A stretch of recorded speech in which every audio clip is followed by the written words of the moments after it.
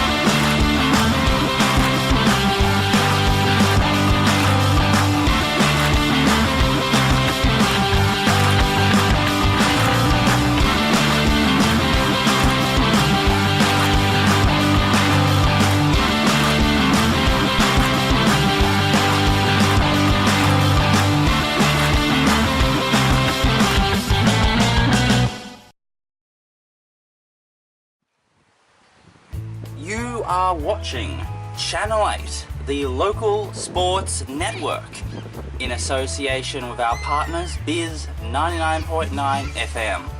I am your lead host and lead commentator, Chukka Wilson. Thank you very much for joining us. Thank you very much for joining me on this very important broadcast.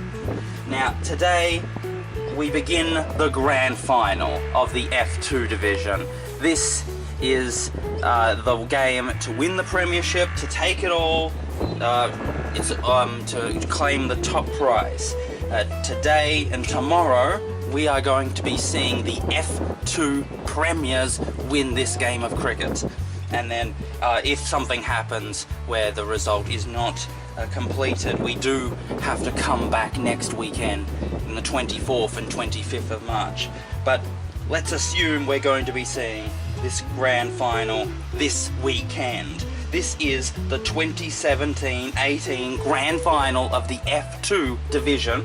It is Diamond Creek 1 who got into first place on the ladder, dropping just the one game all season. And they are going to be playing the North Eltham Wanderers, who ended up on third place at the end of the home and away season. And the only game that Diamond Creek 1 dropped was against North Eltham Wanderers. North Eltham ended up with a 6-5 count with 36 points, giving them a position of third place which was less than second place Lower Plenty, but more than fourth place Mill Park.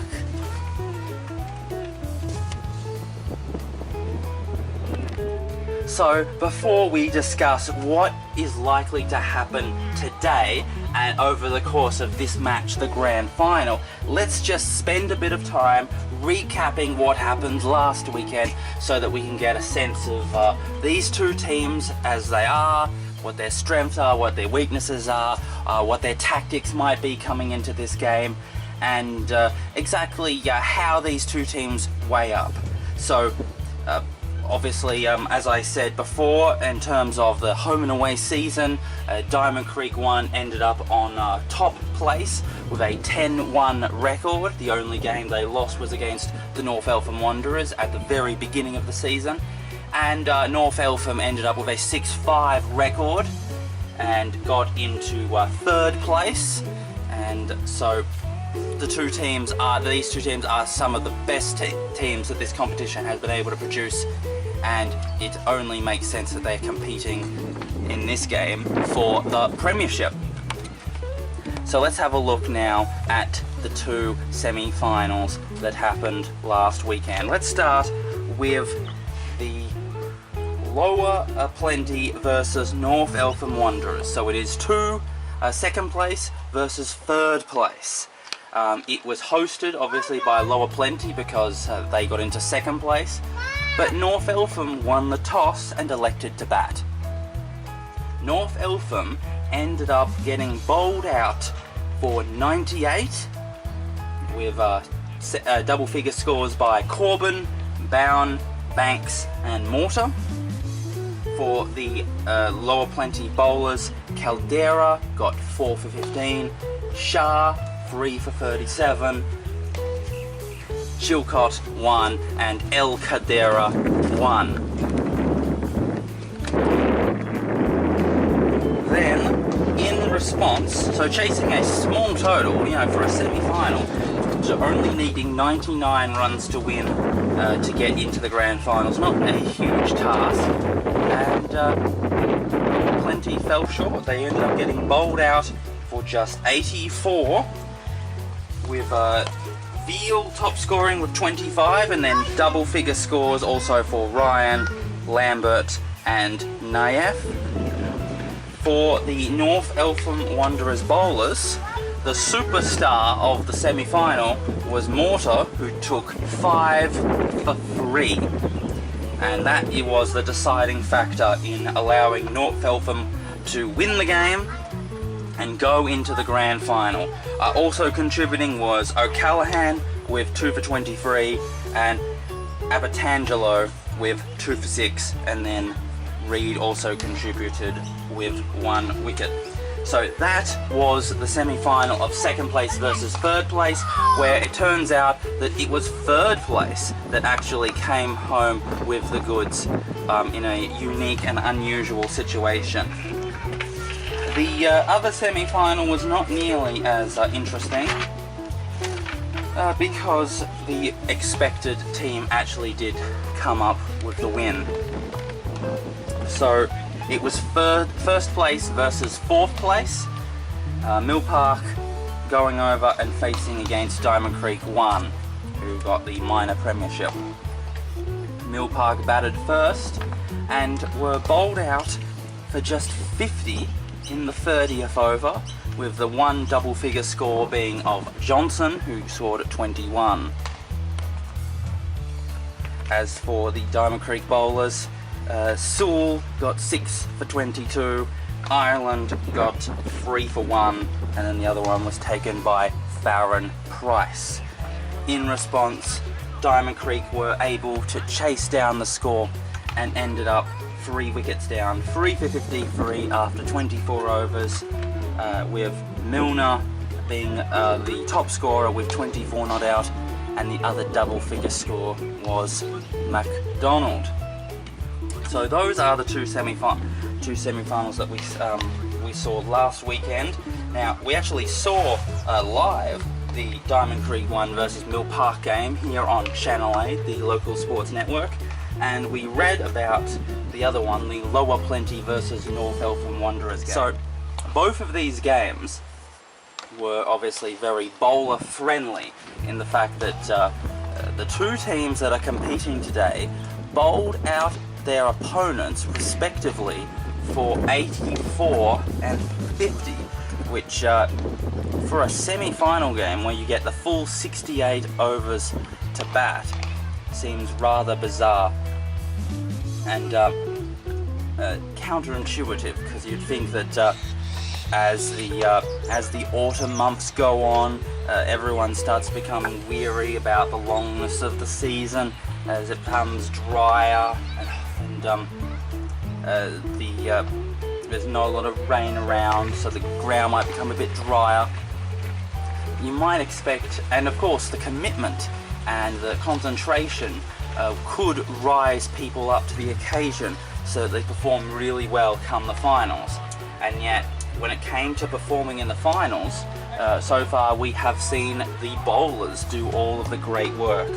They've been the ones who have shown themselves to be up for the challenge that they are faced with. So that tells us exactly what the situation is at this present moment. And in a moment we'll talk about what we're expecting to see happen today in this grand final. But hasten it to say that the expectation would be that if we can see a continuation of what we've seen already, then we should be expecting to see some bowler friendly conditions, and we should expect to see a much more lower scoring situation. There's obviously a cliche in terms of grand finals, which is that the nervousness, the tension, the high stakes of this game mean that people often get overly sensitive, they become overly emotional, they become too tense, and they can't get into this game the way they would properly, and so they just collapse and fail just out of the sheer emotion of actually playing for the premiership. And so the best situation to be in if you're playing for the grand final and you want to expose your opponents is to actually put them in a position where they have to perform in order to actually compete, and then hopefully your plan is that the emotion of the situation will make them fail. Which is why in most grand finals teams tend to elect to bowl first, because the intense emotion of when it comes to batting is much more serious than when it comes to bowling. Because once you make one mistake in batting, then it's all over for the entire match. While for bowlers, if you make one mistake, you can come back. Which is why the nervousness of the batsman is going to be an important thing to consider.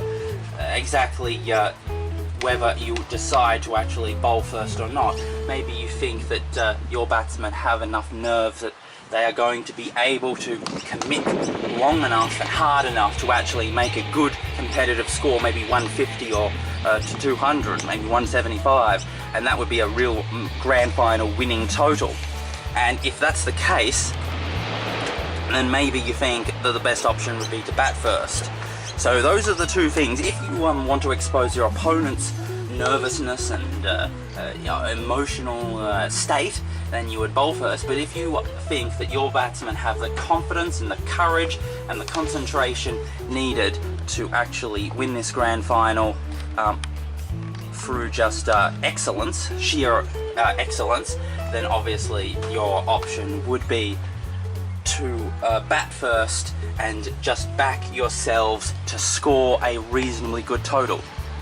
And of course, when you combine that with the fact that so far in the semi-finals we've seen bowler-friendly games, which suggests that both teams will be confident that their bowlers will be good enough to bowl out their opponents for a small score.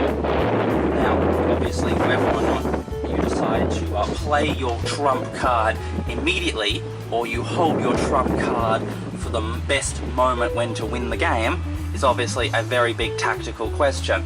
So if you think that your bowling is your strength and you've been bowling out opponents for a small score throughout the season, and then you come to the very end of the season, then obviously you might want to bowl first and go on the attack and hope to bowl out your opponents for a small score. But on the other hand, you might think that since your bowling is your great strength, the best thing to do is to hold that off until it's the moment is right to strike. In which case you say, we'll bat first, we'll make a reasonably good total, and then once we've placed all our ducks in a row, then we can go on the attack, launch the strike, and seek to bowl out our opponents for a score much lower than ours. So those are the tactical considerations at play in terms of what a grand final is, and considering what we've seen in the semi-finals so far, we've seen bowler-friendly conditions. So what do? Do you play to your strengths? Do you try to counterbalance your strengths by making sure that your weaknesses are not overly exposed? I mean, these are all very important questions that obviously the two captains will have to consider going into this preparation for the match, and then eventually the toss. So those are some of the important factors to think about. All right, let's take a break now, and when we come back, we've got more of the pre-game show.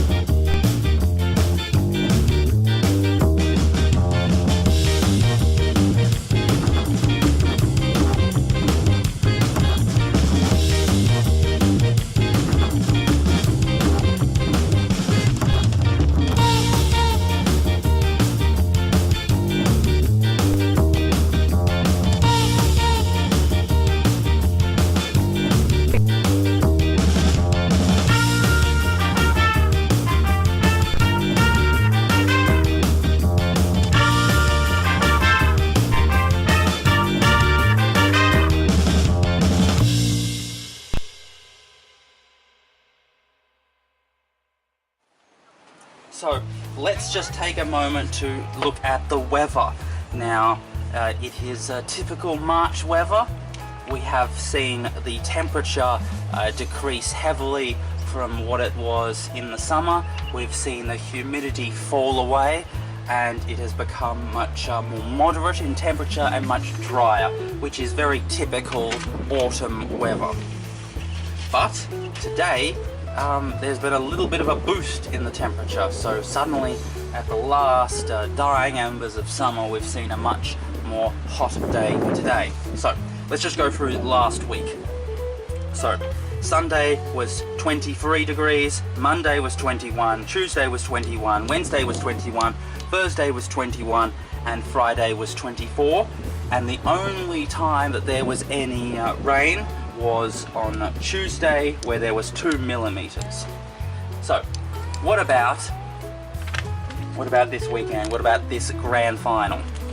Well, today it is going to be 33 degrees. It's going to be windy and cloudy with a chance.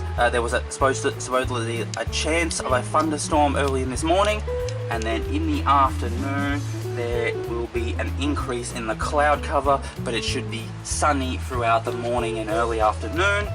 20% chance of there being any rain, which is very low.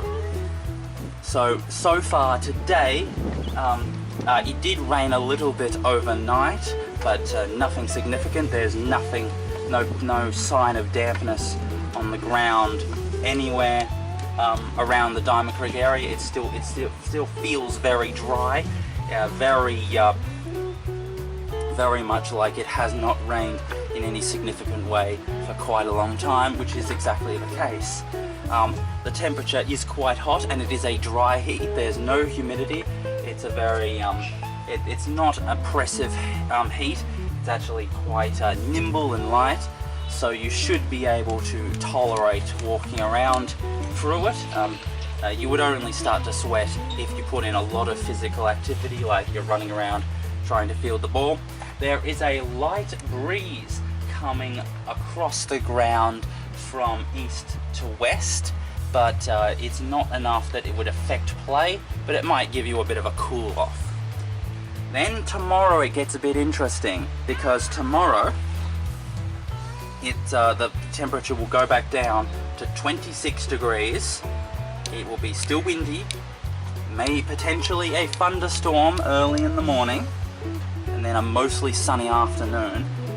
But they are predicting there is a 70% chance of rain. There may be a shower or two, and the prediction is 1 to 3 millimeters. Now, the possibility of that interfering with play, preventing us from getting all 136 overs of the scheduled match, is obviously very real and could happen, although it seems to be scheduled to happen in the early part of the morning. So hopefully by the time the afternoon arrives, that shouldn't come into effect, because by the time 1 o'clock arrives and it's time to actually start the game, the rain should have already come and gone, and then it's just a matter of making sure that the ground is fit enough for play to actually happen. So there is that possibility that if something went wrong, we might have a situation where 136 overs have not been bowled out, and that means that we would have to come back next Saturday. But the chance of that happening is at least marginal. The odds are good that we should be able to see the vast bulk of the game actually take place over this weekend, because there's such little scheduled rain. So that's the weather.